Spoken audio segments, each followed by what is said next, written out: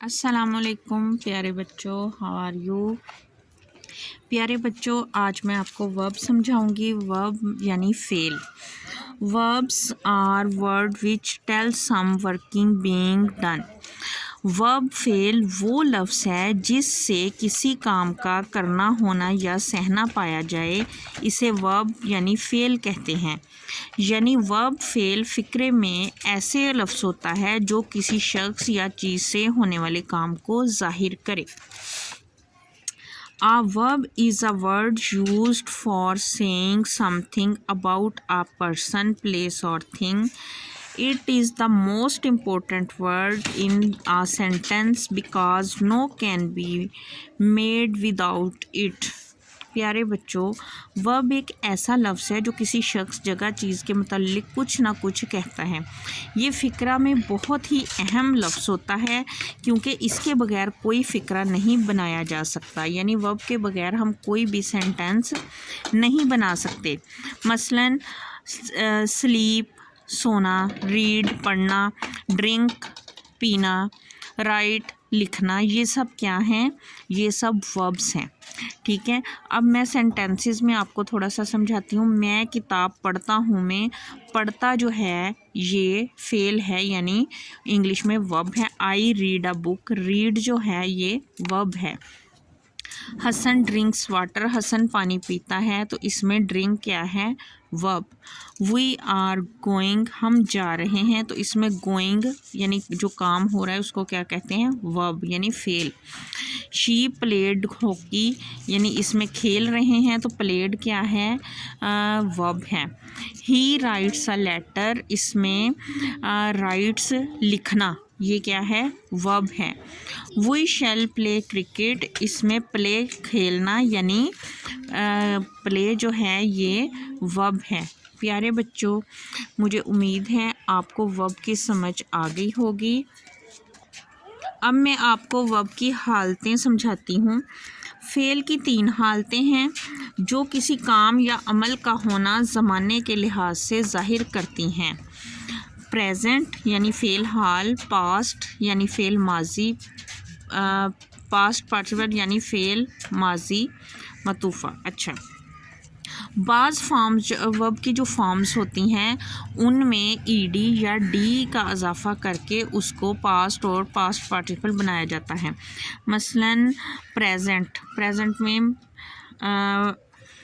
Abuse गाली देना, अब्यूज़ड, इसमें हमने डी का इजाफ़ा किया है क्योंकि ई ऑलरेडी इसमें मौजूद था। एग्रीड, आस्क पूछना, आस्क्ड, ये फर्स्ट फॉर्म है, ये सेकंड फॉर्म है, ये थर्ड फॉर्म है।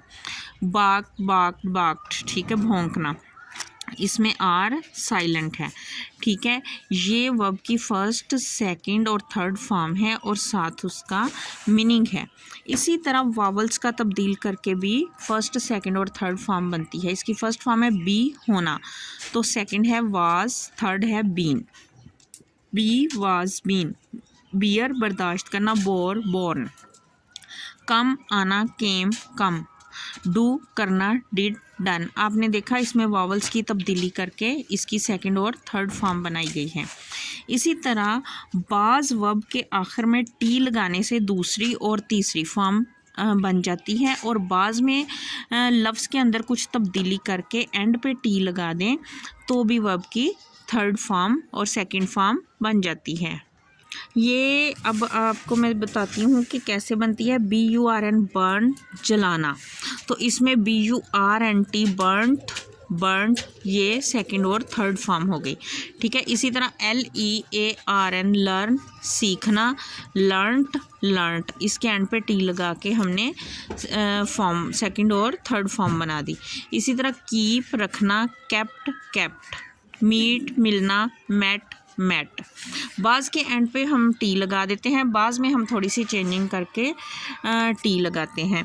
बाज़ वर्ब की तीनों फॉर्म एक जैसी होती हैं, इन्हें वीक वर्ब कहा जाता है। जैसे प्रेजेंट, पास्ट, कट काटना, कट, हिट चोट लगाना, हिट, पुट डालना, पुट, लेट इजाज़त देना, लेट। इसी तरह बाज़ वर्ब के आखिर में वाई को हटाकर IED में तब्दील कर दिया जाता है, जैसे मैंने आपको सिंगुलर प्लूरल में बताया था। Apply, applied, applied, cry, cried, cried, try, tried, tried, carry, carried, carried, dry, dried, dried.